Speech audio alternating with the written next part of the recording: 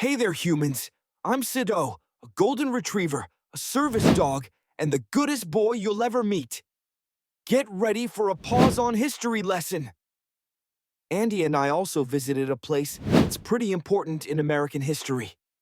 Mount Vernon, home of George Washington. You know, the guy on the quarter. The guy who crossed icy rivers in a tiny boat. The guy who said no to being king. Andy told me Washington was a great man, but also a flawed man, like all humans. I get it, nobody's perfect.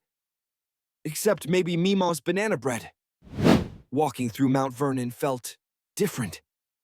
The floors creaked under my paws, real wood from real history.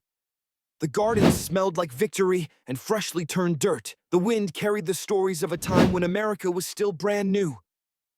Andy and I stood outside the house, looking up at the flag waving proudly in the sky. Andy whispered, "He made mistakes, but he helped build a nation." I wagged gently.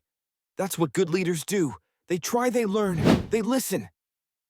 Inside, we saw Washington's study, the desk where big ideas were born. I imagined him scribbling notes like, "Revolution? Dentist appointment?" Seriously, have you seen those teeth? I wasn't allowed on the upstairs floors, something about preserving history and giant golden furballs, but I was okay with it.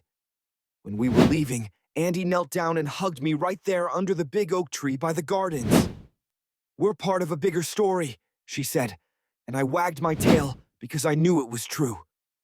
Flawed, brave, trying to do better. Sounds a lot like the humans I love most. Like, follow and stick around for more tail-wagging, history-loving adventures with me and Andy. Life, liberty, and the pursuit of belly rubs for all.